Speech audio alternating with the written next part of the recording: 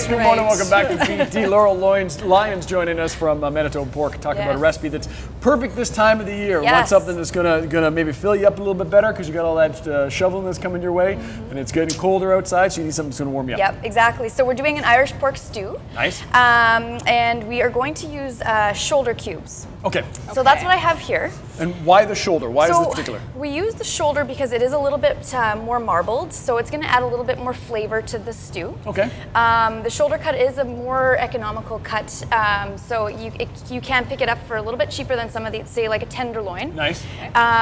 So what I've done is I called the butcher, they cut it up into nice uniform pieces, trimmed it all up for me. So you can ask them to do that? You can ask them to do that. Oh. Yeah. So that's why it's always good to know your butcher by name. Yeah. There you go. Yeah, right? yeah. Hey, Tom, here's what I need. So it makes things a little bit more simple and it saves you some time in the kitchen. Nice. So we've got our pork shoulder. We're using a moist cooking method. So what the shoulder is going to be a little bit not as tender as, say, a tenderloin. Okay. So we use a moist heating method to kind of soften the meat and make it really nice and tender. And what does that mean for those that don't know anything about the kitchen? Moist cooking. Moist cooking, using like a liquid. So in a pot, kind of keeping all the liquid in. Okay, all right. Not letting it evaporate out. So really start at the beginning. This is known as a pot? A pot? A pot? Correct. So funny. Got to get to her. So funny. Okay, so so we've got pork. So if you want to mix this up, what I've got in there is a 1/3 cup of flour, and it's just an all-purpose flour. Okay. With a little bit of salt and pepper. So we just want to dredge those pieces of pork. And you know what? I'm going to toss these other guys in there. Yep, sure. Right. So we'll just toss them quick in there. And then what I've got is, in the pot, we've got some canola oil heating up. And it's hot. Ooh. So we'll make sure it's all coated on the just bottom. a little bit. Just enough to coat it. Okay. Yeah. But the thing is that we want this oil to be nice and hot because what we want is we want these cubes to brown. So we're going to try and sear these flavors in there. Exactly. Okay. And the browning is going to add a little bit of flavor as well and some color to the stew. Nice. I think we're good and coated now, Laurel. Okay, so you can toss those in there. Okay. And it's going to pop and sizzle.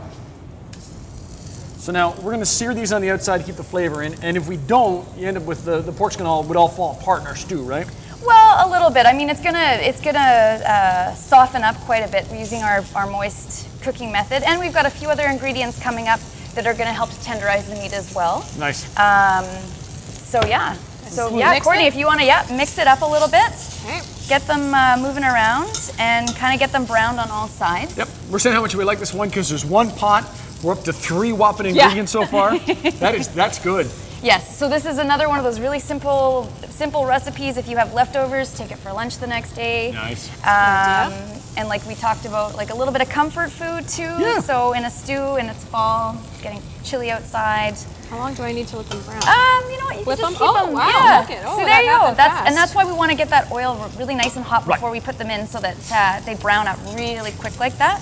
So coming up, we're going to take a break and then we're going to continue to sear these guys off. We'll finish off our ingredients and then we'll talk about the importance of choosing the right beer. Yes. You can't be thirsty. Exactly. No, you don't want to. Thirst. Actually, it goes in the pot. Oh, does it really? Well, you can drink some as you cook. I've been very misled. I've been thinking it's what to go with it. Put it in the. Well, a little for the pot, little for your glass. Exactly. One for you, one for me. I like the way you cook. We're going to take a break. There's plenty still to come today on BT. You're the only one.